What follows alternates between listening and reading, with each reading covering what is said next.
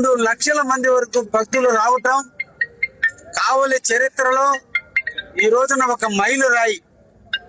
ఎంతో మంది దాతలు, వారందరికీ కూడా ధన్యవాదాలు తెలియజేస్తున్నా. ఈ రోజున 6,000 మంది కుర్చీల్లో కూర్చొని బ్రహ్మోత్సవాలను తిలకించే విధంగా, కళ్యాణం తిలకించే విధంగా ఈరోజు దాతలైనటువంటి బొత్స కృష్ణకుమార్ దంపతులు నిర్మాణం చేస్తే, చంద్రగ్రహణం కారణాన మొట్టమొదట 100 సంవత్సరాల తర్వాత రాత్రిపూట కళ్యాణాన్ని నిర్వహించడం జరిగింది. వేలాదిగా కళ్యాణానికి తరలి వచ్చి వెంకటేశ్వర స్వామి యొక్క ఆశీస్సులను భక్తులందరూ కూడా స్వీకరించారు.